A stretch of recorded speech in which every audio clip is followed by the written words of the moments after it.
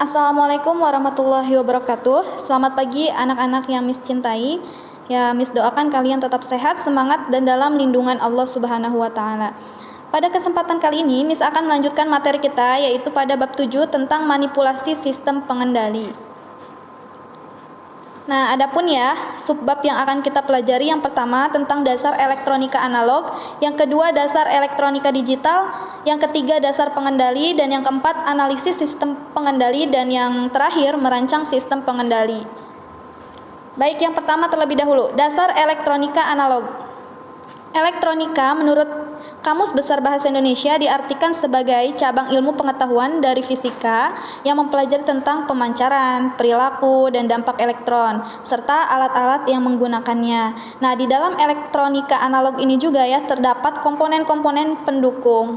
Ya, adapun komponen-komponen elektronika analog yang pertama yaitu resistor, kemudian yang kedua kapasitor, yang ketiga induktor, yang keempat diode, kelima transistor, dan yang keenam sensor. Ya, komponen ini terdapat pada elektronika analog ya. Baik, yang pertama, apa sih ya fungsi resistor? Nah, resistor ini adalah komponen dasar elektronika yang digunakan untuk membatasi jumlah arus listrik yang mengalir dalam satu rangkaian. Ya, ini adalah fungsinya. Nah, kalian bisa lihat contoh resistornya ya, seperti pada gambar tersebut ya. Nah, selanjutnya ada kapasitor. Kapasitor digunakan ya sebagai penyimpan muatan listrik. Nah, untuk komponennya kalian bisa lihat di situ ya. Mana sih yang dimaksud ya komponen kapasitor? Nah, kalian bisa lihat gambarnya ya. Nah, selanjutnya ada induktor ya. Induktor ini adalah komponen elektronika yang terbentuk dari lilitan kawat tembaga. Satuan standarnya ya yaitu Henry atau dengan simbol H ya. Nah, adapun contoh nih dari komponen elektronika yang dibuat menggunakan prinsip lilitan ini ya seperti trafo step up atau step down ya, kemudian trafo filter, motor listrik, solenoid, relay, speaker, dan mic ya. Nah, adapun fungsi dari induktor tersendiri yaitu yang pertama menyimpan arus listrik dalam medan magnet, yang kedua menapis atau menyaring frekuensi yang diinginkan ya. Terus fungsi yang lainnya itu menghambat arus bolak-balik AC, meneruskan arus searah DC ya fungsinya. Fungsi selanjutnya itu sebagai pembangkit frekuensi, dan yang terakhir fungsinya itu menaikkan atau menurunkan tegangan, yaitu adalah fungsi induktor ya. Nah, selanjutnya yang keempat diode. Nah, diode ini merupakan salah satu komponen elektronika yang terbuat dari bahan semikonduktor ya. Nah, adapun fungsi utamanya yaitu sebagai penyearah arus listrik. Nah, di dalam diode ini juga terdapat macam-macamnya ya. Di antaranya yang pertama diode penyearah, kemudian LED ya, diode fotodiode, kemudian yang keempat diode Zener, yang kelima diode Schottky ya. Nah, yang pertama dulu ya, diode penyearah. Nah, biasanya ini berfungsi sebagai penyearah arus listrik AC ke arus listrik DC ya, sedangkan diode jenis LED ya umumnya itu hanya untuk memancarkan cahaya dan digunakan sebagai lampu indikator ataupun lampu penerangan ya. Nah, selanjutnya fungsi dari diode fotodiode yaitu ya sebagai sensor cahaya. Nah, sedangkan diode Zener digunakan sebagai pengaman rangkaian dan penstabil tegangan. Nah, kalau diode Schottky ya digunakan pada rangkaian pengendali. Kalian bisa lihat ya di situ gambar diodenya ya. Nah, selanjutnya ada transistor.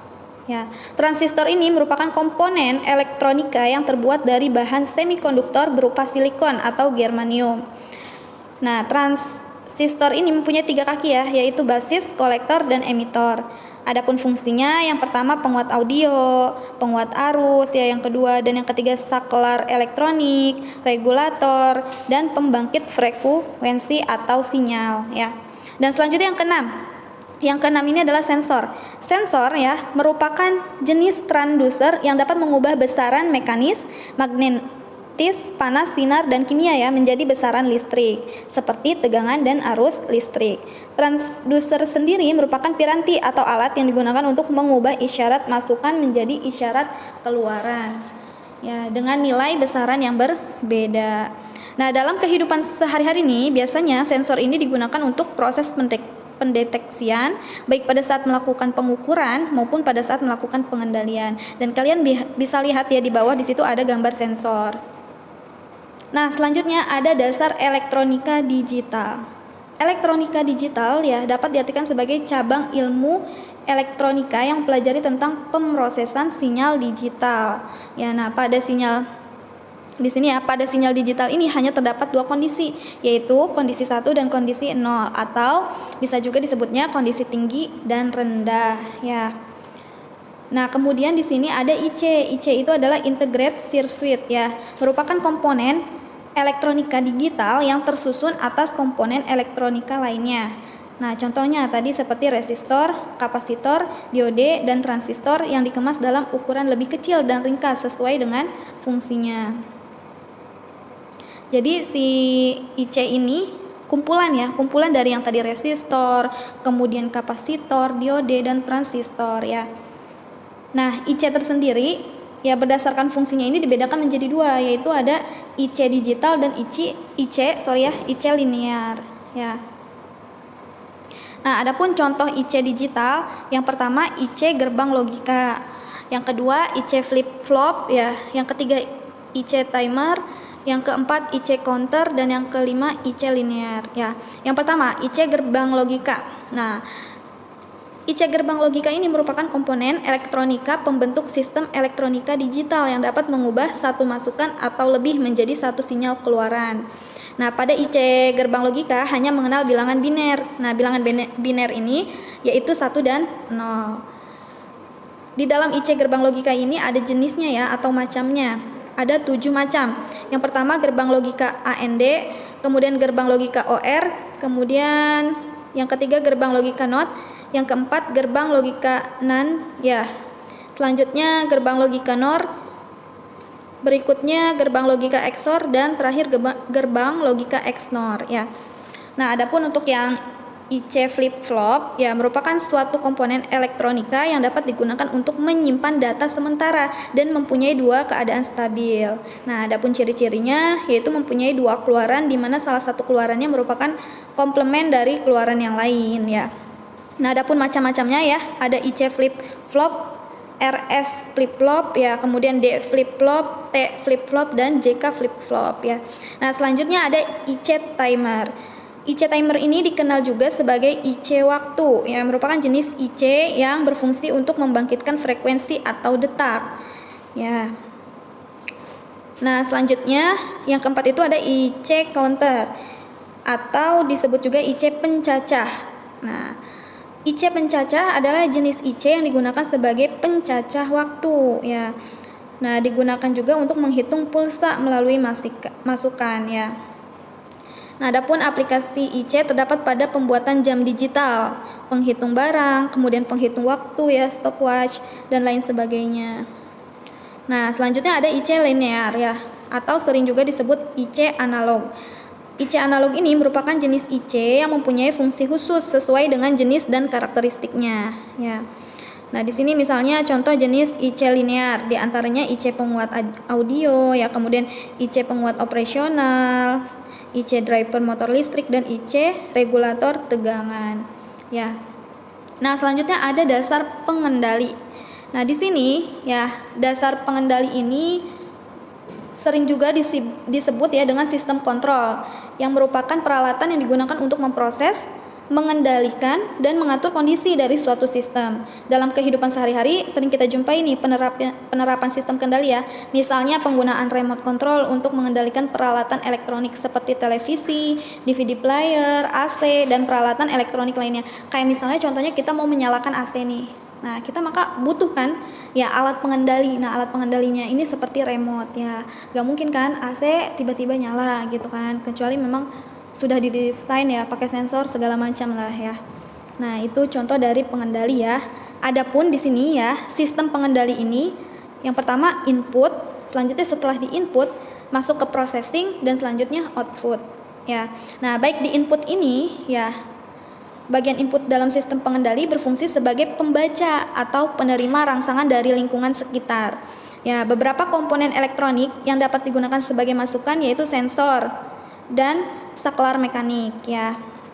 Nah, selanjutnya sudah diinput nih. memasuki pemrosesan, yaitu processing ya, sistem processing. Nah, bagian processing ini merupakan otak dari sistem pengendali kegiatan yang dilakukan pada bagian tersebut ya. Di antaranya nih, yang pertama menerima atau membaca informasi dari masukan. Nah, selanjutnya melakukan pemrosesan informasi yang didapatkan. Nah, selanjutnya menentukan langkah yang akan dilakukan dengan melakukan perintah pada bagian keluaran untuk dilakukan eksekusi. Dan selanjutnya setelah pemrosesan ya, lanjut ke output atau keluaran. Nah, bagian output ini merupakan bagian yang melakukan eksekusi perintah yang telah diberikan oleh bagian pemrosesan ya. Nah, pemilihan akuator yang tepat akan mendapatkan kualitas hasil kerja yang lebih optimal. Nah, akuator tersendiri ya merupakan peralatan mekanis untuk mengendalikan atau menggerakkan suatu sistem. Ya, nah prinsip kerjanya yaitu mengubah besaran listrik berupa informasi atau data menjadi besaran mekanis atau elektris. Nah, aktuator yang digunakan sekarang ini biasanya ya tipe aktuator elektrik seperti solenoid ya, motor DC dan motor stepper ya. Nah, selanjutnya ada analisis sistem pengendali.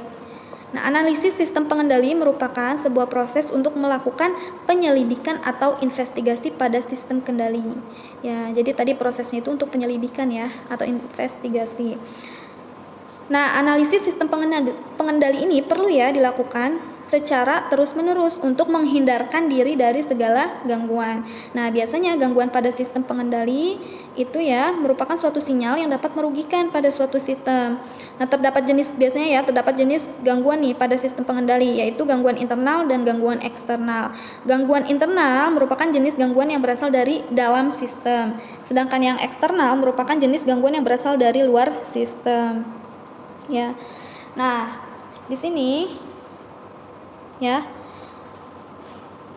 Selain dari tadi kita sudah tahu ya, analisis sistem pengendali itu apa, kemudian gangguannya itu ada seperti apa saja gitu kan, tadi kan ada yang internal dan eksternal ya. Nah, terdapat dua jenis nih sistem pengendali ya, jenis-jenis dari pengendalinya. Yang pertama sistem kendali loop tertutup dan yang kedua sistem kontrol loop terbuka. Nah, sistem kendali loop tertutup sering dikenal sebagai sistem kendali umpan balik ya.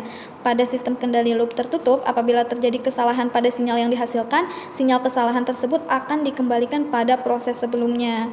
Nah, sedangkan sistem kontrol loop terbuka yang merupakan suatu sistem yang keluarannya tidak akan berpengaruh terhadap aksi kontrol. Ya. Nah, selanjutnya merancang sistem pengendali sederhana ya. Adapun ya, ketika kita ingin merancang suatu sistem pengendali sederhana, kita harus melalui proses langkah-langkah ya. Adapun langkah-langkahnya yang pertama mengidentifikasi masalah. Nah, di dalam mengidentifikasi masalah ya, kita identifikasi dulu nih masalahnya apa ya. Kemudian selanjutnya setelah diidentifikasi, nah, kita kumpulkan data. Makanya di sini ada langkah pengumpulan data ya. Nah, misalnya ya, contohnya data-data tentang kelembaban tanah, struktur tanah, jenis dan kadar pupuk yang diberikan. Contohnya ya, data-data yang pengumpulan data. Nah, selanjutnya langkah selanjutnya itu perancangan sistem ya. Nah, proses perancangan sistem dapat dibuat dengan bagan ya atau flowchart ya. Nah, flowchart ini dibuat secara sederhana agar memberikan informasi yang jelas mulai dari proses awal sampai akhir, biar jelas ya prosesnya. Nah, misalnya contoh prosesnya pertama mulai, kalian bikin bagannya mulai, selanjutnya pakai tanda panah ke bawah ya, pembacaan sensor. Terus kemudian elektroda rendah. Terus langkah selanjutnya hidupkan pompa dan seterusnya ya, itu contoh perancangan sistem. Nah, selanjutnya ya, setelah kita sudah merancang sistemnya mau seperti apa ya dan bagannya itu gimana.